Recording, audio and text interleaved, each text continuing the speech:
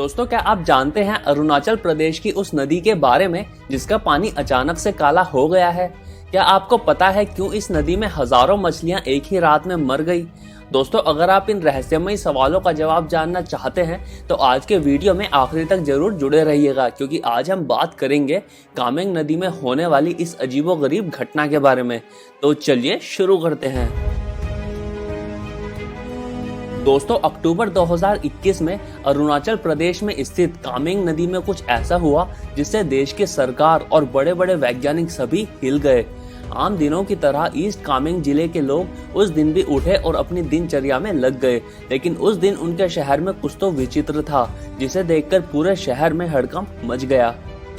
दरअसल लोगों ने ध्यान दिया तो पाया कि उनके शहर से गुजर रही कामेंग नदी, जिसके नाम पर उनके शहर का नाम भी है, अचानक से काली पड़ गई है। ये देखकर लोग दहशत में आ गए, लेकिन असली दहशत अभी बाकी थी।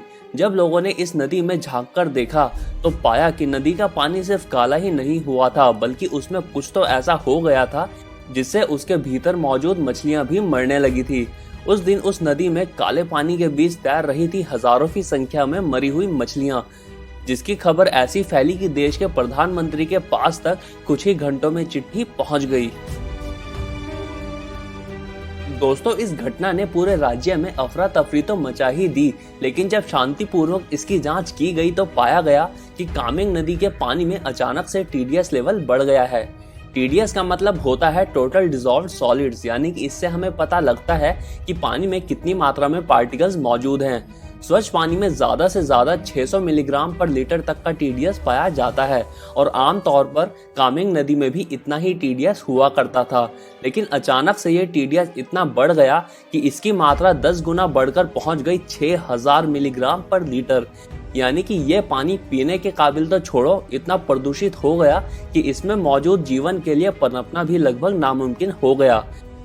अचानक से इतना पॉल्यूशन बढ़ जाने से पानी काला पड़ गया, जिससे पानी में मौजूद जीव जंतुओं के लिए देख पाना मुश्किल हो गया और पानी से ऑक्सीजन ले पाने का तो चांस ही नहीं बचा। यही कारण था कि एक ही रात के भीतर हजारों मछलियां मरकर पानी के ऊपर तैरती नजर आने लगी। दोस्तों, हमने ये तो जान लिया कि इस रहस्यमयी घटना के पीछे साइंटिफिक कारण क्या है, लेकिन अब सवाल ये रहता है कि अचानक से एक साफ नदी का टीडीएस 10 गुना कैसे बढ़ सकता है। दोस्तों, आगे बढ़ने से पहले अगर वीडियो पसंद आ रहा है तो अभी की अभी लाइक कर दीजिए और चैनल पर पहली बार आए हैं तो सब्सक्राइब करके घंटा भी बजा दीजिए।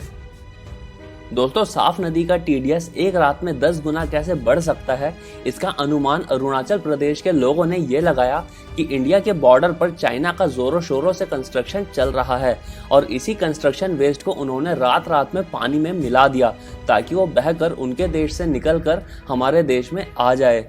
चाइना की इस हरकत से नदी का वो हिस्सा जो उनके देश में है साफ रहेगा, लेकिन हमारे देश में जो हिस्सा आता है वो इतना प्रदूषित हो गया कि उसमें जीवन पनपना लगभग नामुमकिन सा हो गया।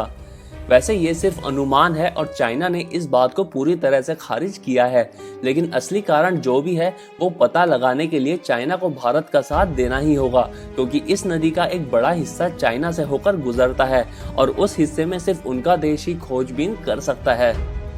वैसे कुछ लोग ये अनुमान भी लगा रहे हैं कि इसके पीछे का कारण लैंडस्लाइड या फिर इंसानों द्वारा बनाए गए किसी छोटे तालाब का टूटना भी हो सकता है। दोस्तों, आप सोच रहे होंगे कि जब इस घटना के पीछे इतने कारण हो सकते हैं तो अरुणाचल प्रदेश के लोग चाइना पर ही शक क्यों कर रहे हैं? तो दोस्तों, ऐसा इसलिए है क्योंकि ये घटना अरुणाचल प्रदेश में पहली बार नहीं हुई है। ऐसी ही घटना दूसरी नदियों के साथ भी हो चुकी है और उनमें से ज्यादातर घटनाओं के पीछे चाइना का ही हाथ निकल कर आया था। साल 2017 में सियांग नदी के साथ भी कुछ ऐसा ही हुआ था। सियांग नदी दरअसल अरुणाचल प्रदेश में ब्रह्मपुत्र नदी को ही कहा जाता है और ये इतनी साफ नदी है कि आप इसके अंदर की मछलियों को भी आराम से देख सकते हो। लेकिन साल 2017 में अचानक से इस नदी का पानी भी बदल गया था और उसका टीडीएस भी इतना बढ़ गया था कि रातों रात हजारों मछलियां मर गई और पानी के भीतर देख पाना भी लगभग नामुमकिन सा हो गया था। इस घटना की जब जांच की गई थी तो पाया गया था कि चाइना में बनाए जा रहे एक लंबे टनल के कंस्ट्रक्शन वेस्ट से ऐसा हुआ था कि सियांग नदी का पानी बिल्कुल एक सीमेंट के घोल की तरह हो गया था।